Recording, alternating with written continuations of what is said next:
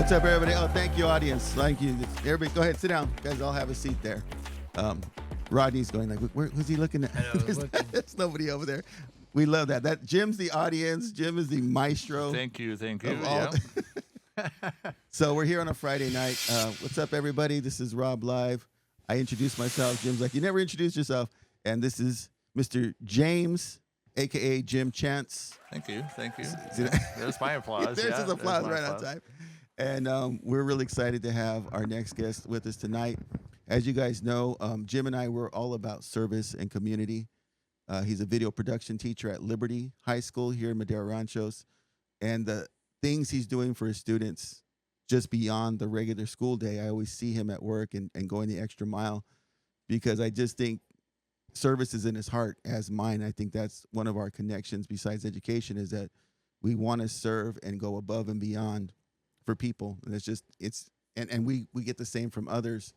And so when we have guests like that in alignment with what we do, we get really excited about it. And so that's kind of how, if you guys see a pattern on the guests that we're choosing all the time, we're always looking for people of service and people who inspire others and look out for others. And so this is no exception to the rule. This was introduced by my cousin, Tim Herrera. Shout out to Tim. Do we have a Little John? Oh, you want Little John? Little John. Oh, yeah. Here we go. We have him? Yeah. There you go, Tim. In the house with us today from Fresno Skateboard Salvage, Inc. is Rodney Rodriguez and Maria Castro. Hello, everybody. Hello, TV land. Right. So thank you for being here. I know it took a little bit of scheduling and a lot of that. And this is everybody that I work with who serves people. And Jim knows this. It's hard to schedule them because they're always out doing their thing. Well, between making time for the thing and then remembering that you have a personal life, a family life that you better not trample on. So, No. So Yeah. it's a fine line. So, Yeah, balance, right? Right. Yeah, I hear that all the time. Got to balance it out. Yes, sir. So I want to start from the beginning, and we're just going to define what it is you have first. It's a nonprofit, and I'm going to go ahead and say it, and then you correct me if this is Sure. incorrect. This is a nonprofit that takes salvaged skateboard parts, puts them all back together to create what almost looks like a new product to me, and it goes to either underprivileged communities or inmates. Is that correct? Very close. In the beginning, it was primarily used skateboard components, reassembled to the best that we could do with what we had.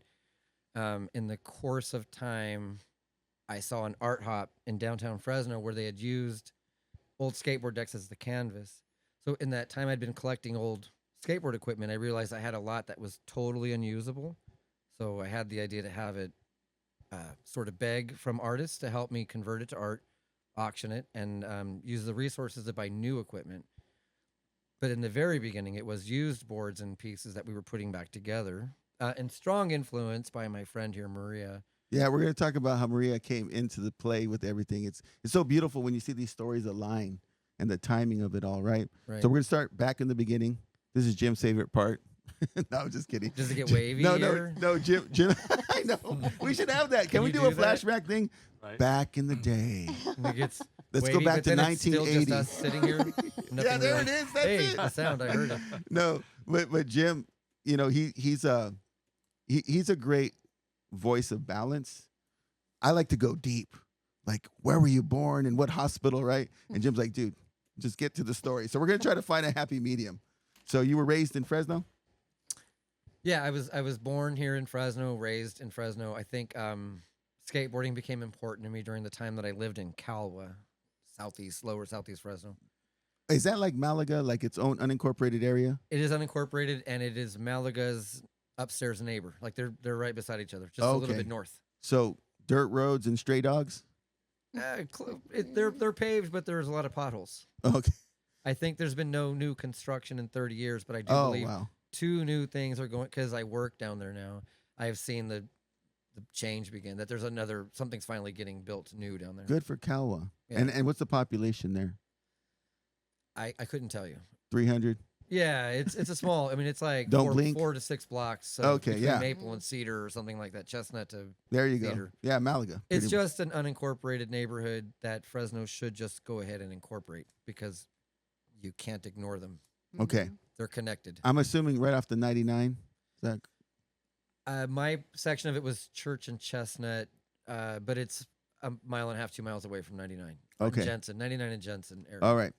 So our people out in Georgia, again, thank you for tuning in. Georgia, the country, I must always clarify.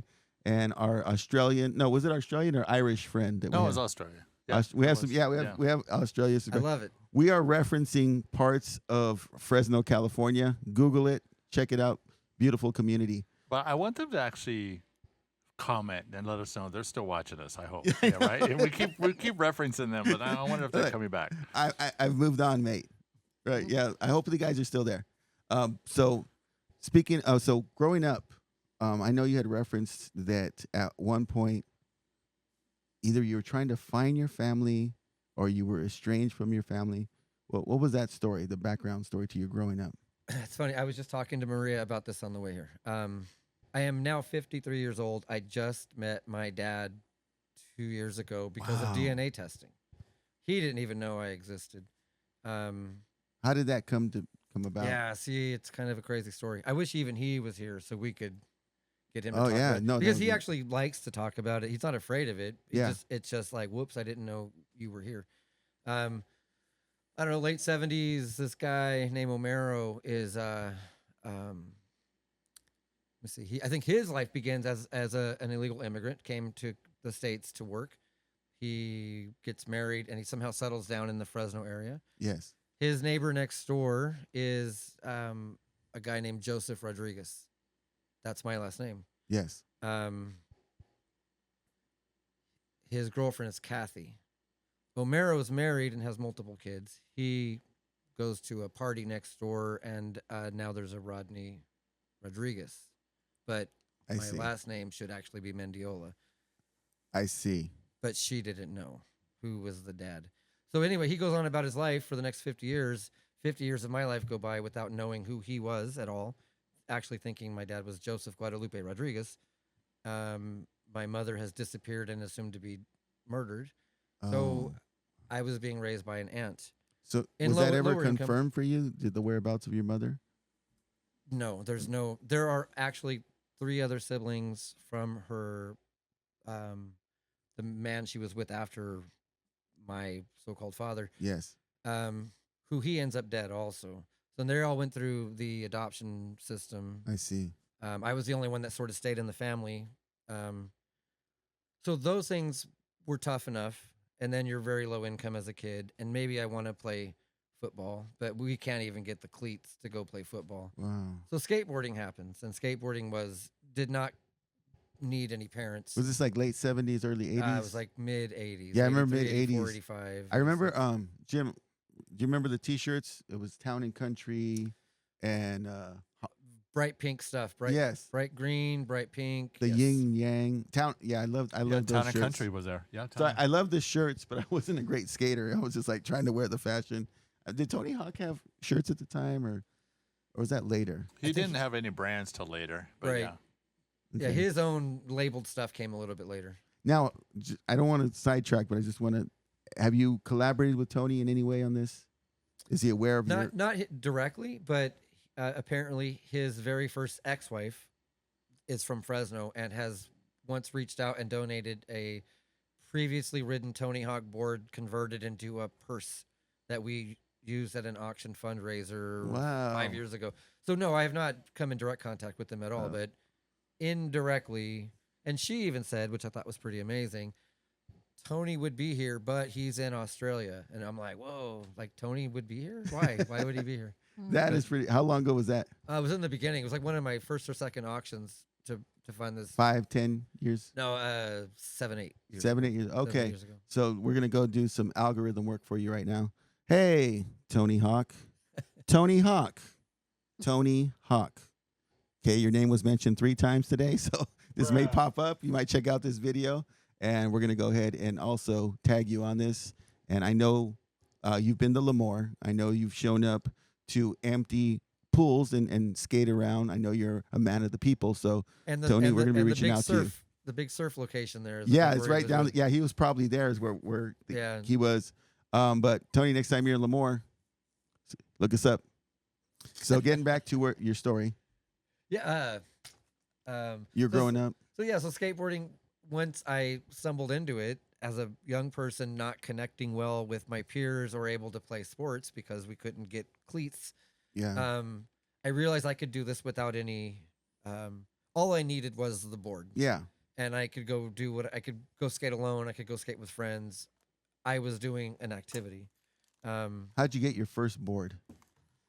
I think the very first board I was from a swap meet. It was like the $10. I don't even know The what cherry bra- auction? Like, yeah, I don't even know what. Yeah, Cherry auction. I don't know swap what meet? brand it was. It Yeah. had very big gummy wheels. It wasn't fast at all. I lived in a trailer park when I got my first skateboard, the one from the swap meet. But as we moved from the trailer park to Calwa, one of my friends there gave me a Steve Olson Skull Skates, which is a very specific name and brand that is actually tattooed. Skull Oh, Skates wow. is tattooed because Can you it was get the very that? first pro model skateboard I was ever given. Yeah, And I wanted to actually ride for them as a kid. very impactful moment, I would assume. Yeah, it in was your like life. a real solid, not the cheesy, flimsy garbage skateboard that you would get at a swap meet. Yeah, So we moved to Calwa, and I don't know anybody now. And I brought with me the Steve Olson skateboard and a launch ramp. And every day after school, I just skated in front of my house by myself until a little community sort of started gathering with me, and then we would skate together. But it was in that little, because I didn't know anybody and I didn't do the neighborhood things. I yeah, also didn't join any gangs, and that neighborhood was pretty thick with like some gang. I don't know what gang it was, but they didn't like me because I wasn't like them. yeah. So I think I met them all, but not the nice way. I think every one of them beat me up twice, Oh, but my God. or once. It's hard to say. Yeah. But But did they ever touch your board, or that no, would seem like that. I'm holding on to that You thing. just take Yeah, like the fetal position? just a sniveling teenager afraid of everything, holding on to my Oh skateboard. my God, what a tough. It's tough. I know, but it's if you don't live through something that hurts, and how in the world are you going to know when it feels good? I go back to Calwa now, not only for work. Obviously, I work down there, but I've been back to Calwa Park for events to give away Yeah, dozens of skateboards. I'm trying to motivate some kind of motion to get a skate park built in Calwa. So I want to go. I'm going back. I'm not like. yeah. I Um, might be able to help you with the skate park thing. I know there's a couple of foundations that have money put aside. and but we were packing away a little money for it too, something Yeah. like $23,000. What set would be the aside. price tag on something like that? Depending on how you build it, it probably million or so. You know what I mean? Like it's a lot of money. It's you know, not cheap. I know who used to go around and build parks in low income areas was Rob Deerdick. You know Rob Deerdick from Rob and Big.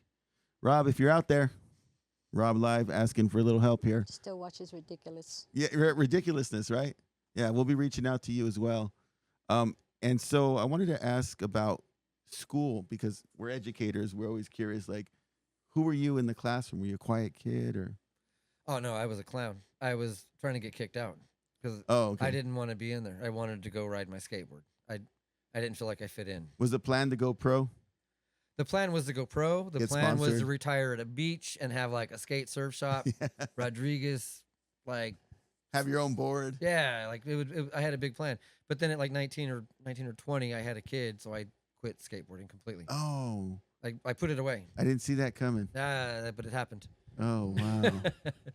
So, but it didn't. Again, like nothing doesn't happen for without a reason, because having that young man early Yeah. made me stop acting a fool. I was eventually going to get myself in some kind of trouble. Yeah. And I went to work. So I'm still alive. Yeah. And I survived long enough to find skateboarding again, rediscover skateboarding at 40 years old. And That's a very healthy way to look at it. You had, remember we talked about our guests all have like a bumper sticker type. Every day. Okay. So you said one and I was like, do you remember? Did you catch it? And I was like, that's gold. And it was something about how can you appreciate or understand success or good things without going through the pain. How'd you say that? Probably that. I don't remember exactly what I Right? said. That It was a was good- just off the Without top of my feeling head. good. And now say It was restate about, it. Yeah, it was. How would you know something without something bad happening to you until you feel good or something like that? Yeah. I mean, honestly, you just have to know what it means to suffer. I mean, even during the suffering, it sucks. Like, you don't want to, Yeah. it feels low and miserable. And like there's no way out of it. But then when you find your way out of it, everything else looks a little bit better, a little bit greener, and you'll appreciate life better. But you have to survive that sort of hard part. Yeah. And in the survival, you find whatever it was that worked for you. You want to share it. You know what I mean? And so Yeah. when I was a kid, it was riding my skateboard. As an adult, dealing with different things, it was not a skateboard at that time. For a little, it wasn't. I guess I wasn't coping well. But skateboarding is back in my life, and I don't think I've ever felt, even though I suck at it now, compared to when I was a kid, I've never felt more positive. Maria about disagrees. She thinks life. she still has some talent. Yeah. He's got talent. So let me ask you this: was it painful when you first walked away at 19, 20, or it just seemed like just the right thing to do? Did it hurt to leave it? No, I think skateboarding at that time didn't have any, at least in my point of view, no family structure, no family perspective. It was a little bit anarchy. And so I didn't even want my kids, I have older kids. Yeah. I didn't want them to dabble in skateboarding because I just saw it as like kind of a bad habit or thing. It led to bad things. Oh, okay. So that's like what I a thought. vice at the That's what I time. thought. Yeah. Because that's how it was for me. But Yeah. that's not how it was for everybody. Plenty of kids had parents who just took them to parks and bought them the nicest stuff, and they were, in fact, they were sponsored and get. It wasn't me. That wasn't my experience. Yeah. My experience was bad parties and horrible drugs and. Oh, that was a skateboard. Yeah, I mean, it was just part of that it was revolved the lifestyle around it. yeah, and Okay, I've seen that part in the movies. it's real. It's real. Because nobody was paying attention to these kids wandering around. But at 40, I come back to skateboarding. I meet people like Maria who are helping these kids just get another bearing in their wheel. And I realize it's not what I thought it was. Like there's adults who care about these kids, just trying to keep them focused on something. Because some kids have an outlet. Some kids have a parent that cares. And other kids have very little to go home to. Yeah. So why not hang out at a community park where there is a responsible adult like Maria was at the time, cares enough to scrounge up some extra parts to keep you rolling in that park instead of whatever lays around the corner, which probably is worse. Yeah, no, that makes a lot of sense. Now, I want to talk about this 20-year gap. You left at 20. What were you doing for those 20 years as far as occupation?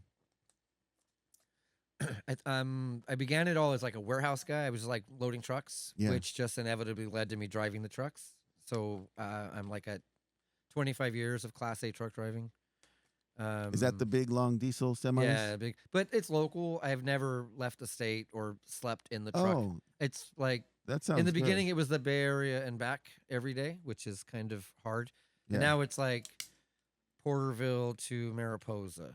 And I've heard that the trucks have now evolved where it's not the. They're all automatic now, which is kind of lame. But I thought it'd be better for you. I mean, it's. I have no control over how quick I can get going. You Yes. step on the gas, you just have to wait for this to make a decision versus skipping 3 gears. If you drive a truck a lot, you know how to float the gears and skip. She actually drove trucks too. Oh, you did, Rick? Yeah. I yeah. got my Class A, but I didn't get to Okay. really travel. Wow. So, are you currently still driving? I am an active Class A driver. Yes, sir. Okay. And so you get into it now. How after 20 years do you go? Let's go pick up a skateboard again. Yeah, I don't know. Like that With your actually. friends. Yeah, it was. We live in the Tower District in Fresno.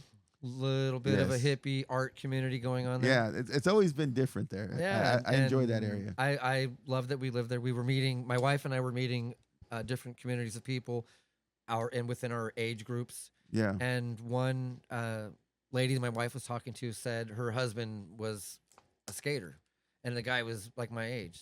So Oh, okay. we Perfect. meet, we talk, we go skating. But he was, no insult because I love him to death. He was a skater that just wanted to go like pushing. I wanted to ride walls and grind Tricks curbs, and and- yeah, I wanted to do tricks. So within about 6 months to a year of us skating together, just pushing around, I found my way into the skate park, which Did he continue as well? he went for a little bit and then he backed away. He's and like, that wasn't You're for out of him. my league. He fell. And then I met Broken other guys. bones. I met, You break your bones and you're 50. It don't feel good. No, it hurts. Jeez, I'd love to still skate, but no. He's It like, was- I love you, Rodney, but It was just 2 summers ago I broke 3 vertebrae between my shoulder blades. oh my, But I'm still doing it. yeah. Oh, 'Cause- how about Neil with his ankle? My friend Neil turned his foot around. But Is he the one that we're talking about? no, it's a different No, guy. different guy. Oh, sorry, Neil. It's one of the. They call themselves the geezers. The geezer.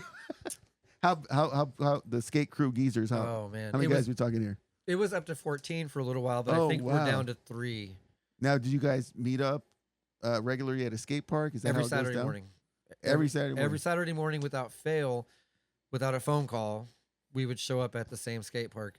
But I mean, that was the beginning of this was 9 or 10 years ago. So Yeah. over time, for different reasons, these guys have been falling off, and there's just a few left now. Broken bones, hospital. Retirement, like you just Hip replacement. right? Yeah, you realize like fishing is less dangerous. Serious, man. I was doing trick The flips out honeydew here. got longer. I was doing tricks out here with my kids, and I'm like, I hit a little pebble and I fell, and my daughter was like, "What are you doing?" And I'm like, "Yeah, what am I doing?" But it feels good. It's still the most fun that I have as an adult. I love skateboarding a lot. Now, are you geared up? You got the elbow pads and helmet and When I skate the parks, I wear everything, yeah. And when I Yeah. skate street, my wife wants me to, but I don't want to be that dorky. I'm already like solidly gray hair, Yes. so I don't want to. I want to rewind a little bit here because Yes, sir. our audience isn't all from the area. How would you describe this particular part of Fresno we call the Tower District? Oh, the Tower District is where people of various communities feel safe to live, between artists and the LGBTQ community. Yeah. There's like, it's just a melting pot of essentially more liberally minded people. Just gravitate to this one They area of just Fresno. Gravitate to it. Yeah. And and some Tower- educators and Tower means it revolves around the Tower Theater? Theater, yeah, Tower Theater is in like the center of the neighborhood. yes. And it's like a movie theater that will have independent films, and I saw The Shining there for Halloween. Mm. Now, the thing I've always admired about the Tower District is they will take some of the things that you might see in a bigger city and have their own version of it and just be fearless about it. Like, yeah, we're going to try this. Like, I remember it's still probably there. There's my friend, shout out to GM, Gabriel Marquez. He's been in the Tower District for years. He always invites me to like the art hop and stuff. And I remember one time he was like, hey, let's go have a drink at the Mausoleum. I think it's called Mausoleum. And I was like, wait, like a real, like, are there bodies? And he's like, no, it's just the name of it. You know what I'm talking about? man, I'm right now I'm stuck in my head, but I know what you're talking about. It's like It's a big long name, and part of it is mortuary. mortuary. There Yeah, you go. I was mortuary. saying Have you know what I'm talking about, that place? And so I've always admired the courage to just open up something and to have that part of town. I think if you were to visit Fresno, that you definitely have to stop in the Tower District. To Well, me, they have a big Mardi Gras parade. yes. They have a big Yes. Pride parade. I think those are the 2 parades that the tower individually hosts. Like Yeah. the Christmas parade is downtown, of course, but Mardi Gras is great, and And it's an incredible community to live in, actually. Well, that I would think, I don't know why, but I also associate maybe the skate scene for some reason kind of fits into that.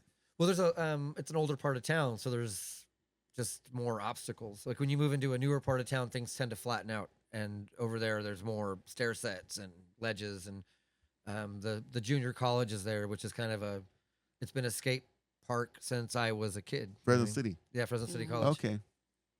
So you're 40, you get back, you got the geezer crew, there's 14 of you. And then at some point you meet Maria. Right. So how did that happen?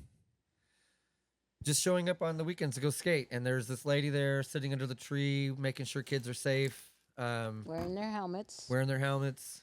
It was a different time. Helmets are no longer required in our What? skate parks due to a bunch of changes. But you couldn't go in without a helmet, even to the point of making some skaters mad. Maria didn't let you in without a helmet. I But was my job. right. And she would also have spare decks in her car that And were spare helmets. chewed up, and yeah, she was keeping them there. Yeah. And So I want to talk to you a little bit about that, Maria. You could have easily just shown up, collected a paycheck, and stayed out of it. Clearly, that's not what you did. No, Because- I couldn't. So when did you start to make it? When did it become to you more than just a job? The day that one of the kids needed something and I had it, I helped him. My own grandkids. I had my Okay. own grandkids. They were there. I didn't know the difference of real boards and fake boards. Because there's kids that would tease other kids because, oh, you're fake. Yeah, your board is fake. I had no idea. I bought my grandsons, the big 5 boards. Because they had those beautiful I had graphics. I had a big 5 board. And so I wondered, why aren't they skating those? And I heard the story that it was a fake board. So my grandson learned on a fake Target board.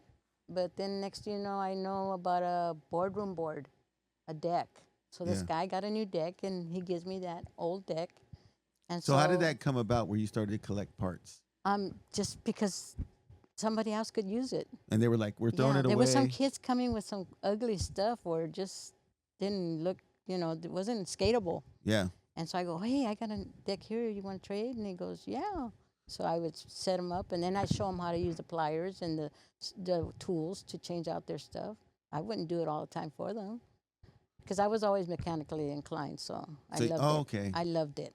So you just you took know. to that part of it. So I showed kids how to use pliers and how to use a screwdriver, how to hold a screwdriver. So I'm assuming at some point it just became common knowledge that if you needed parts or you needed a little bit of help putting things together, that they could go to Maria. Yeah, they would come and say. Did they call you "Tell me." Maria, Miss Maria, Mama Maria? Maria. Oh, Maria. Uh-huh. And Or so then, some kids would say grandma because Okay. my grandkids would say grandma this, and so they adopted me too. at what point did you notice a group of geezers coming in and skating? Because it was on the weekends, and that's when they would come, and then we would all talk, and I talked to everybody, so they were Yeah. very friendly, very respectful, and that's how all the kids were. And then a lot of the kids would sit there and admire them skating, so they'd get out there. They would try to stay out of their way, and I would say, hey, guys, when they're skating, you guys stay on this side. But then they started blending in, and they started learning from them. That was cool. Yeah, so, and I enjoyed it. They were like my kids. And then they would skate a little, come and hang out with me, because I'd throw a big old tarp. They would chill out there with me, and then we'd talk. We'd all get together, share stories. So it was about, what, 10 years ago? Yeah, 2010 is when I started there, and I was only supposed to be there for a couple weeks. And it just grew into something else. Yeah. At what point did Rodney approach you I about think right his away idea? we just started talking, and I don't know. Like I say, I talk to everybody, and I make friends right away with everybody. It's not like they're strangers. Yeah. Well, I And think then it was my- important too because it was a mix of ages. Mm-hmm. So if you see some 40-year-old come into a place where it's a lot of 10 and 12-year-olds, she might be like, just checking it out. Like, Yeah. hey, Yeah, what are you keeping doing? my eye on You know what I mean? I'm not Yeah. going to joke. A little bit of that. Yeah. So also when I first started giving out skateboards, I never went and did it alone. Like, hey, kid, I have a Mhm. skateboard. It was always like, Maria, are you going to be there? Or somebody, my wife would come with me. Or Yeah. there was never alone. Yeah. It sucks that that's the way it is, but Oh, that's it the was, reality of yeah, it right now.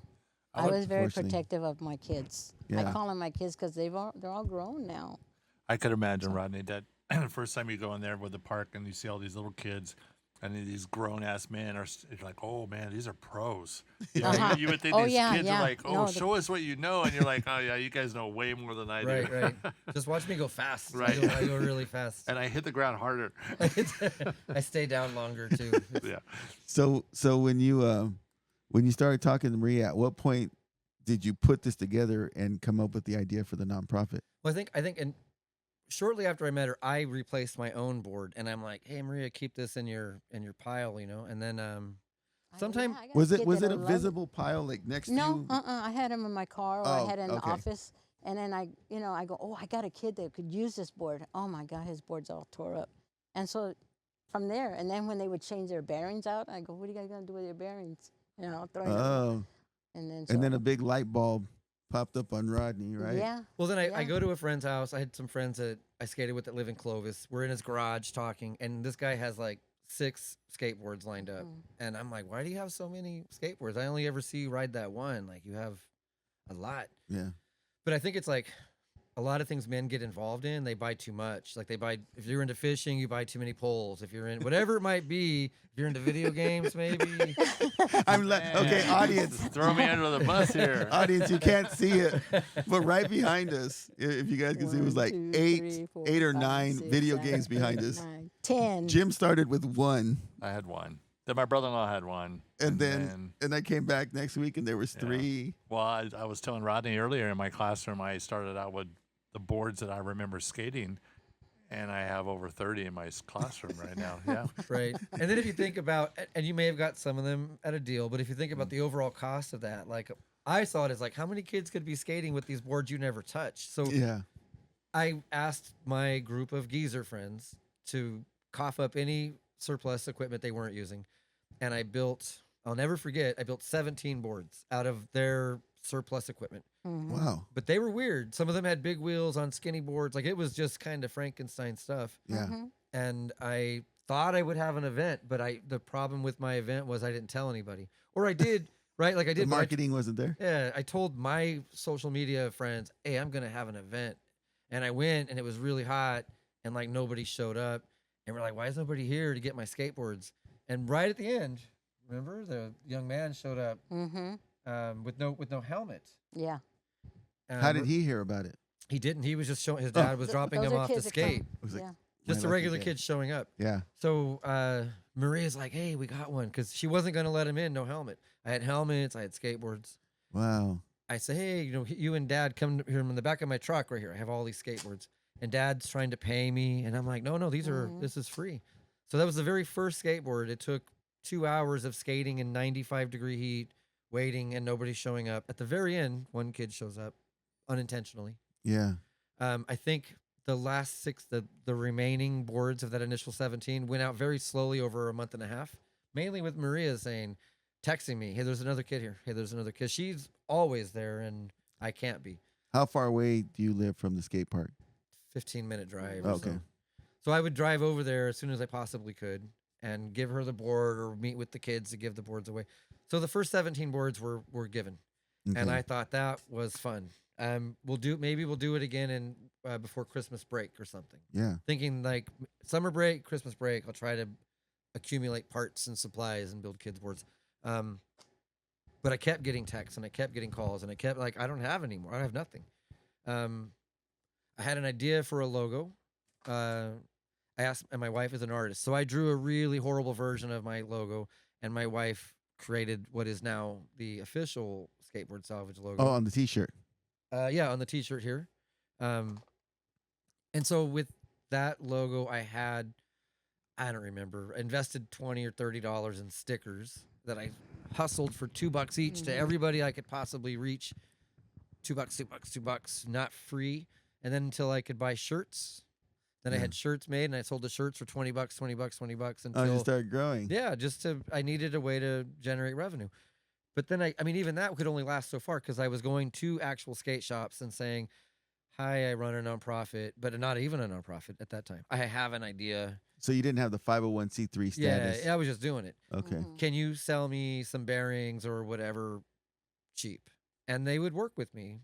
You have more any? or less. Do you have any skate shops that currently exist that work with you?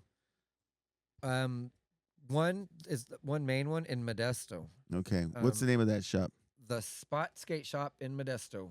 The Spot Skate Shop in Modesto. If you live in the local area and you want to go and purchase some quality skateboard equipment from people who care about others, who look out for others, go to, what was it called again? The Spot Skate Shop, Modesto, California. Modesto, California. Check them out, guys. Support people who support others.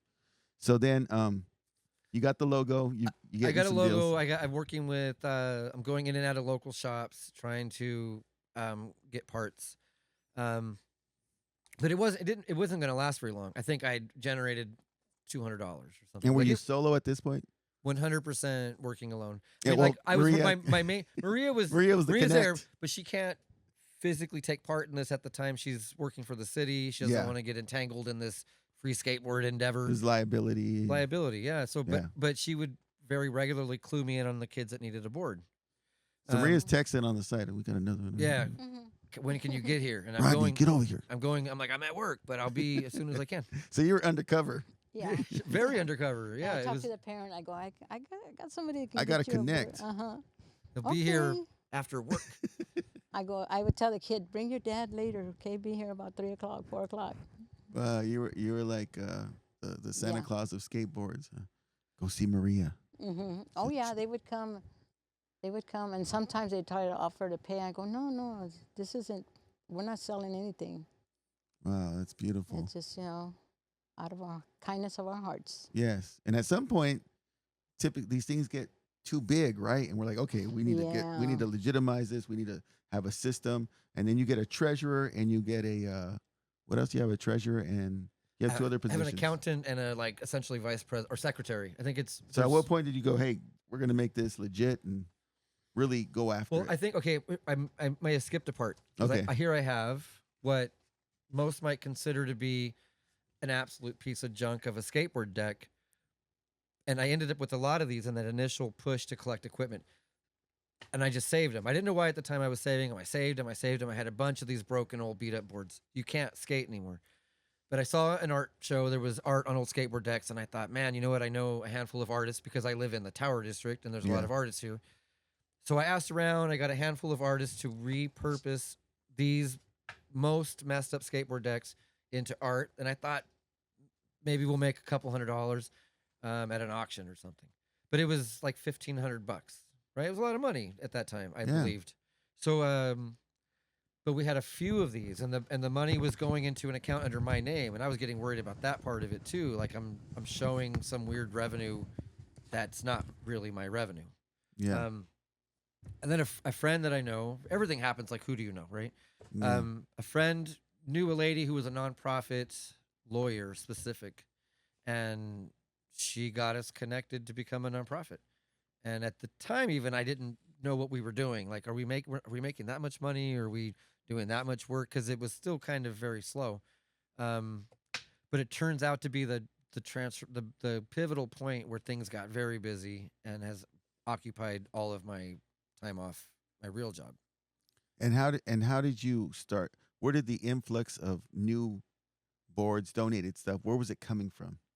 To get like this Yeah. type, we would just put out messages and use social media however we could. Like, we'll Okay. trade you stickers, we have these rubber bracelets made. We just different trinkets that have our logo on it that we would trade you for the old What a skateboard decks. great idea. But what happens is we end up getting so busy needing the old boards that now as a nonprofit, we're buying factory seconds in bulk from various manufacturers because we just can't keep up with what is required as the canvas part of it. Yeah. Because the canvas part of it has become its own world, like a very important world, because we work with 6 prisons and incarcerated artists. Yeah, I did see the picture when you were at Corcoran. Yeah, it began in Avenal. It's another shout out might be to Calliope, Korea, and they used to be called Insight Garden. I think they changed their name, but it's a nonprofit that goes into prisons through gardening, teaching the inmates life lessons about life, and through gardening. It's beautiful. I had the crazy idea to take these broken skateboard decks into prison for incarcerated artists to transform however they see fit, and we'll auction their work to buy more kids' skateboards. And in some weird way, I connect it as a busy kid may not get in heavy trouble and end up in that prison himself. So just Yeah. keeping his mind busy on other things and hopefully missing bad decisions, even by a degree. You know what I mean? Just like Yeah. I could have done that dumb thing, but I was too busy skating my friend's ramp. And so I didn't end up in trouble. And in some cases, like trouble for your life, like you don't get out. Yeah.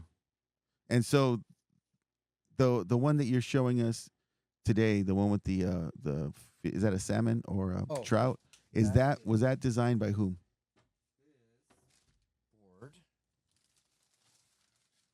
was created by an incarcerated artist in which camera am I going for? Over there. Okay. Look at that. Look at the detail. It was an incarcerated artist in Corcoran prison. I think he's like in his late 30s. He's been in prison since he was 16, and he's, as I understand, never getting out. But things change. Maybe there's a chance. I really like this guy a lot. His name is Sean O'Brien. He is probably one of the most talented people I've ever met in my life.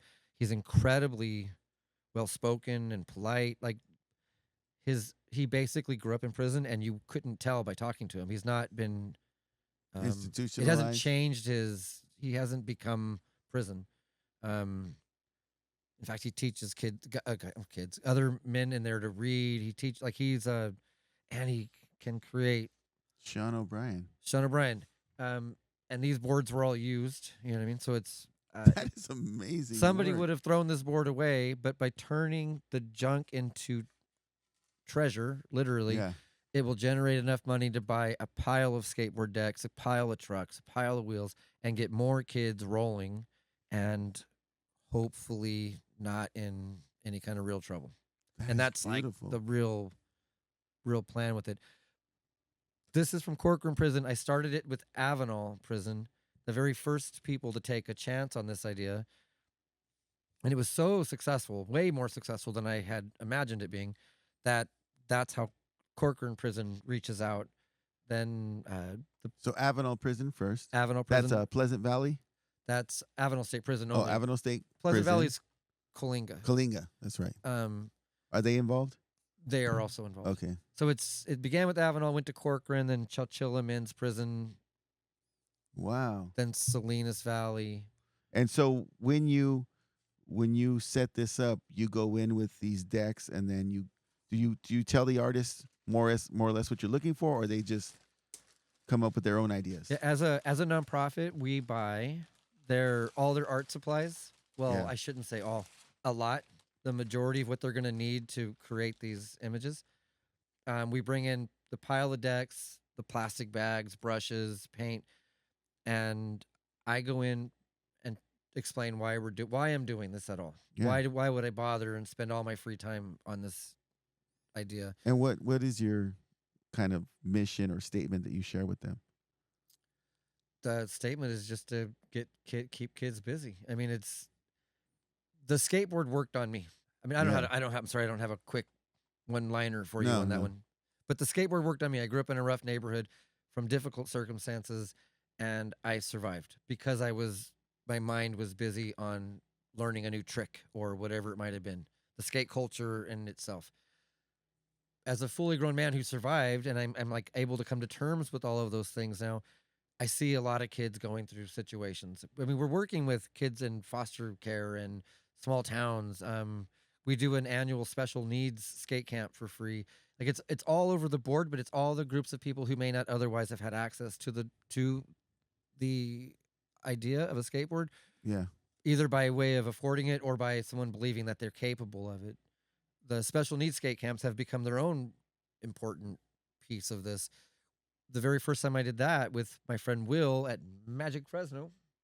And what's Magic Fresno? Magic Fresno is Miracles Accessing Games and Collaboration. He year round does special needs sports, adjusted to the abilities of his community. Okay.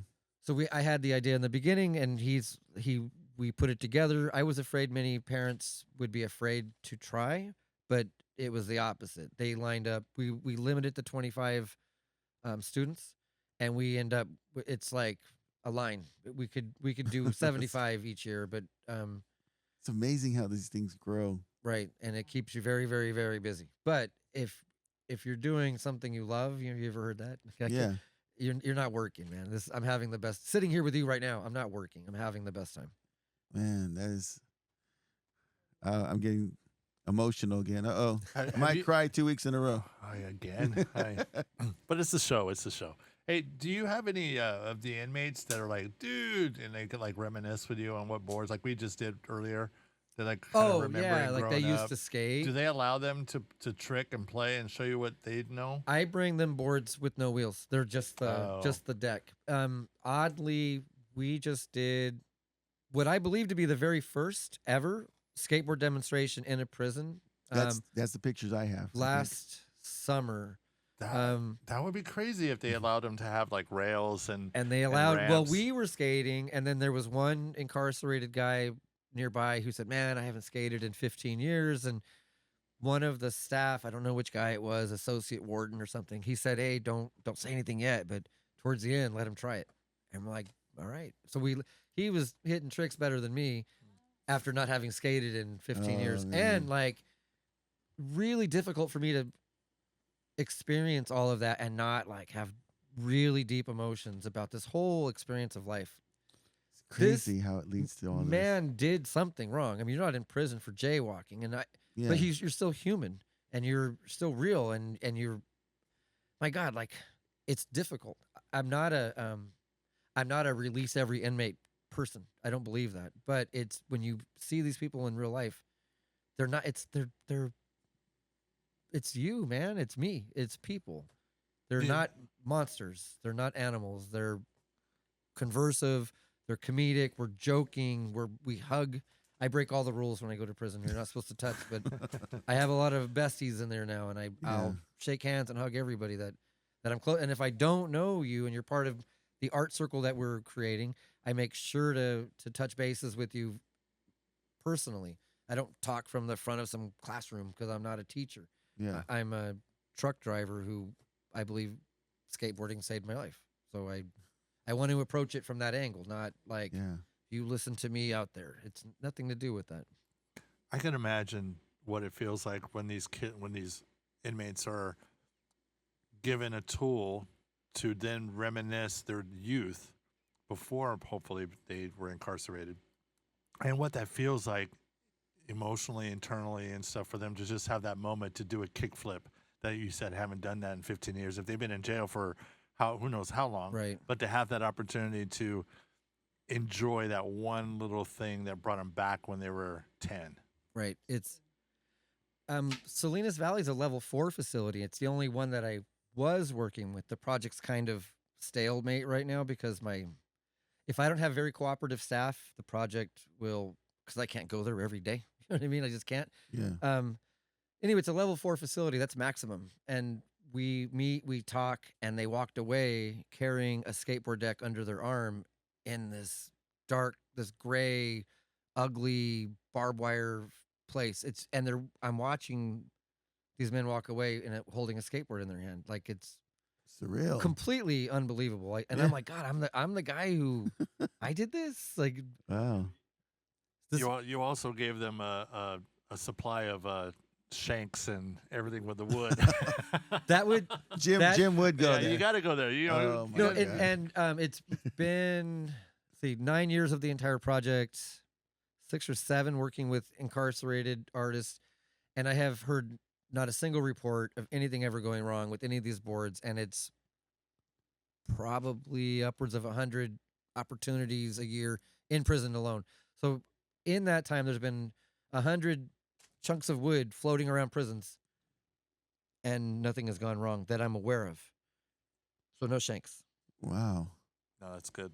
In fact, even in the beginning of this, it was just an idea, and my mom was the first one, my aunt mom, but she said they're never going to let you do that. A skateboard's a weapon, and I'm like, Mom, like let me try. You know what I mean? Yeah. Let me try. Let's see what happens. Yeah. And it not only is it working, it's like Driving. It's like they want me to. I'm in Tehachapi. I'm in Salinas. I'm in. You know what I mean? They wanted me to go to the farthest one that I can think California City? of. No, it's Mojave? near Oregon. Oh, okay. Reading. It's way up there, man. It's Okay. It would take 9 hours to drive one Oh, way. wow. Is that where Scott Peterson's at? Where's he at? God, it's on the tip of my tongue. I can't think of it, but it's the furthest northeast corner of California before you get to Oregon, Okay. and it's a 9-hour drive. I just But said, it was I'm sorry. I just said Scott Peterson. That's going to make the things go up. Yeah. Yeah. He said Shanks and Scott Yeah, Peterson in the last two. No, this is getting flagged. Yes. Maria's Brush it taking in over. there. So this is wow, and to watch it grow, there's and I know because we've started projects and we've seen them flourish, and there's always these moments where you kind of step back and go, wow, this has become bigger than I ever imagined. At what point did it hit you that what you're doing is 10 times the scale of what you first imagined? I don't. I'm not gonna lie to you. I try every day to not think about it because there's like I have so much work to do. I'm not gonna lie to You're you. just busy. And I then- have maybe that's a good thing. I have a lot of work to do. Today I think I assembled 8 skateboards. It was my day off work. I'm just in the backyard assembling skateboards. There are other projects I need to be like I'm focused on the things that are coming up. I don't even know how to put into perspective how it's perceived or who knows about it. Or, Yeah. I don't know how to address that. I just know Yeah. that to keep up with promises that I've made, I have a lot of work to do. In fact, Yeah. I keep making more promises. Sorry, Dr. Costanzo. Do the inmates get to see videos of these kids that are performing on the Riding the benefits of it? Yeah, skateboards? yeah. I don't think They're- so. The inmates now have very primitive tablets. Probably not everybody knows this, but they have very primitive tablets. They can send and receive images and get it works like a text message thing too, but it costs per message. But they have to be on their contact list. It's usually an approved person. So a lot of their family members of the artists in particular are monitoring our social media feeds and sending to them updates on Like, our look at your work. on Yeah. what we're doing, what their board sold for, how many kids received a new skateboard at our last event. They're getting updated by their families through these pretty simple tablets that they've been given. Okay, so they get to see it. I mean, I was gonna say, do they have access to YouTube or anything? They could watch. No, know. they what's funny is they do have some limited television in the system, and because OPEC, which is the Office of Public and Employee Communications, a division of the California Corrections. Hey guys, they've run some documentaries on my nonprofit, and those air. It's kind of like the good news loop, and they air. So my project has been airing in prisons that I haven't been to yet. So when I show up, they already know me. In many cases, they already like I'm. I It's like to Rodney. joke. Yeah, I joke to my wife like I'm famous in prison, and she's like, "That's weird. Why would you say that?" And I'm like, "But it's true. It's true. It's, Like yeah. I'm not even making it up. I go in there and I feel very well received, and then out in Yeah. the world they're like, you truck driver, get Isn't out that of funny how the, that get out of, you works? truck driver." That's so funny. So they're like, "Oh, Rodney's here. Yeah, Rodney's coming." Uh-huh. A skateboard guy. Yeah, the Yes, skateboard guy. yes, It's, What do it's they weird. reference you typically? The Just skateboard the guy? skateboard guy. Yeah, I mean, I just opened this project up at Solid Ed. I think it's called CTF Solid Ed. And because it's taking more and more time, my wife and I made it a family weekend. They could have, ironically, actually gone in with me. The warden said if I wanted to, my wife and my daughter would be allowed. Yeah. My wife did not want to do it. So we went to Monterey for the weekend, and I drove back to Solid Ed on Saturday morning and met 50 artists during their art class at 9 a.m. Explained the whole project, distributed boards. I stayed there for the entire class. It was like a 2-hour class. And but they knew I was coming. They knew the project existed. They'd already heard, many of them had already heard about it. Yeah. They were completely pumped to get started. One guy in the 2 hours finished his board, and it was actually really good. Yeah. It's just crazy. Like it's crazy that I could show up there and they know who I am and what I'm doing. So I just, as we're talking, I kind of have an idea, and I don't know, you might have explored it already, but as you know, many high schools have like a wood shop and a welding class. Have you ever thought about taking your boards and training some of these high school kids to help you with the assembly of it? Well, No, you've done I it. haven't yet. I've worked with. There's school groups, like high school groups that have a skate club. Yeah. They have benefited from the project and then helped the project by building skateboards. Yeah. Mhm. But I lose like the one guy who was doing that was a teacher isn't skateboarding anymore. He's focusing on his private life. So I see. he's not involved anymore. But it was and there's a part missing, and I always forget about this part, and it's equally important because remember, ultimately, we're trying to give a kid. I don't know if we got to this part. We're trying to give a kid one of these. This is a brand new Ooh. skateboard, paid for with art on an old skateboard deck. But in Kings County, I'm also working with the Juvenile Detention Center. Okay. So it's located in the jail, like within the structure of the county jail, and it's operates like a prison. The kids go into their room, and then when they come out of the room, they're immediately in school, and then they go back to their rooms. It's sad. It's heartbreaking to see these teenagers locked up like that. But they're doing the same thing. They're taking the old. In fact, they have to go farther. They have to sand the board, and then they are being taught art by an art instructor, and then we auction their work. The last couple of years, we auctioned it in Hanford so their families would have access. This time, we're bringing it to Fresno. But it's pretty unique to have incarcerated teenagers helping underprivileged kids access skateboarding, No. as well as yeah. like incarcerated adults, and No, that's it's pretty crazy that like the whole thing is it's like snapped together by some old man who likes skateboarding. it makes perfect sense to me because I've seen how good people work, and when good people are at work, like yourself and Maria, the resources start to gravitate towards you because they can feel your energy, and it's rare because a lot of times you have people who try to come across that, oh, I'm for the people, and you find out later on the back end it's motivated by profit. And so you have a lot of people with resources, and we're looking for guys like you, looking for people like Maria. And as soon as we find you, right, we start telling other people about you. And I really think that this thing's going to go nationwide, even, universally. I can easily see this thing growing, and I want to be able to get you as much help as possible because I love what you're doing. And I know Jim loves skateboards, and he's into this as well. I envision at some point having a whole assembly type system at a public school, right, where you get the free labor you need and the help you need, because at some point this is going to outgrow your garage, Totally. right? My basement. Your basement, and your wife's going to want her husband back at some point. You know what I mean? And so whenever you're ready to expand, I know for a fact I can connect you with a whole line of high schoolers who'd be willing to help you with the assembly. It's almost like during the holidays, a Christmas wrapping assembly line. You have people. I'm that picturing just, elves. Yeah, right. Oh, the little kids. There you go. Students. You know what the story reminds me of is our boy Dallas. Dallas Poor. It's almost like getting people that help donate to help a needy cause with his veterans. Warriors of the Wind. Trying to get people to help out build motorcycles to get the same type of concept to help these veterans with PTSD. with PTSD to ride. And here you are doing the same thing, allegedly trying to help kids, unfortunate kids, learn how to stay off the streets and put together a career or do some kind of fun activity in skateboarding. I mean, it's not even about going pro or making a Sure. career. I never went pro, but I still have fun. I just have fun doing it.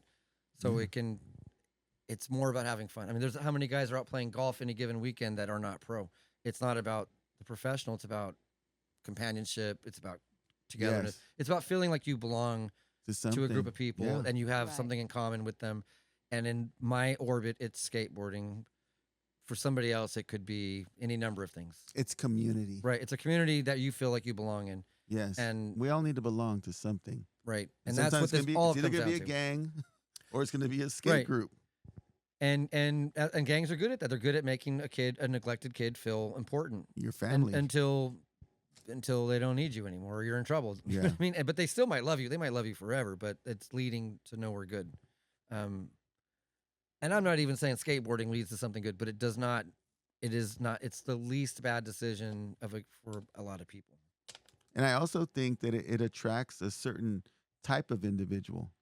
You got to be a risk taker to get on a board. Well, that's an argument I was making early on that I actually sometimes forget that I made regularly was that a kid who might really take to skateboarding is probably a lot higher energy than the average kid. So unchallenged, all of that energy could break into a lot of houses. It could kick a lot of kids' butts. It could cause a lot of damage unless it's focused on something productive. Yeah. Because this kid probably isn't afraid to get hurt, probably isn't afraid of taking the big risk. Give him a skateboard. You know what I mean? Let him let him channel his energy there instead of what could possibly be something worse later on. Well, you're also not adding on to that. Well, I'm going to add to that is the concept of, if you said earlier, a golfer's weakest link or what, you're your own self. So my point though is, if a kid is struggling in anything and can't do an ollie, can't do a kickflip, can't do anything, everyone else could show him, but he or she has to figure it out themselves. Right. You could walk them there, but they got to do it. They have to do it. So if it's a challenge to, like you said, the energy is going to be somewhere else that they're going to use towards breaking into a house or whatever. That energy could be like figuring out how to solve that, resolve that, solution of not being able to make that trick. And it's a mental thing. And that might Problem solving. Yeah, problem solving. There you go. So and even in the wide, wonderful world of skateboarding, there are skaters love video. So maybe you're not the greatest skater, but you can ride. They love videos. They love editing. So maybe you become like an incredible video editor. And that's happened. That's what he does. Yeah. Right. Yeah. But it's happened to, I don't know the guy personally, but there used to be a very famous spot in Fresno, the Vagabond. This guy was filming everybody. And now, as I understand it, he's like paid by all the magazines and websites to film. And he travels and he films pro skaters. Turned it everywhere. into a job. He turned his, I believe he's also a pretty good skater, but maybe he wasn't pro level. Yeah. And now he just videos everything everywhere. They also love music. So the world of skateboarding is music, videos, the actual activity. Yeah. So it's there. You don't necessarily have to be the greatest skater. You just have to understand the world and contribute to it in a way that you're able to. But do you remember anyone in your group growing up as a kid skating, having a video camera back in the 80s? Oh, no. We were lucky to have a camera that you waited 3 weeks to get developed. It was So we did the picture thing, and then when I was in high school, I bought my very first camcorder, and I was the guy on the block recording everybody's tricks. And look were at you you able now. to edit then? Or you just had full length? I learned how to edit VCR to VCR back in the day, that had to be and I hard. would plug in my dad's 8-track, and we would plug in cassettes to be able to add music. Horrible. But I lost all the tapes of when we were growing up doing that, so I don't have. I mean, The some of those lost guys have tapes. passed away. Some of those guys have moved on. Yeah, man. that would have been really fun. Yeah, there was somebody did end up with a VHS camera at the time, and I wish I could find those tapes or who had them. But it was an actual giant VHS camera. You had a giant VHS tape. That's in what there. I have. Yeah, Yeah. that's what I had. That's awesome. Oh yeah, you have some. I have them all. Yeah, they're kind of around here. Yeah, Yeah, they're the old, those big giant cameras. Yeah. Man. Okay, so there's so much that I feel we can do together on this. He has something going Right. on, Rob. Yes. I mean, he does. Man. And so I just want to help you in any way possible. So one of the things that I want to start with is we have Reestablishing Stratford, our nonprofit for 10 years in Stratford. We want to bring you I want you to come as well to enjoy our community and check it out and try to get some funding together to get some more decks and keep this going, because a community like Stratford, some of these small rural communities, it's just like Calwa, the kids need something positive to do. And so I just feel very grateful to have met you right at the time. And it's like perfect because we've done Fireball, Mendota, San Joaquin. Oh yeah, we're Orange right. Cove, And you know Stratford. Reedley, Partlier. Like we gotta get you Mariposa, in London too. Oh yeah, I haven't. I need to go to London just to like. Say I was. Did you know I went was to from London? Yeah, I'm from London.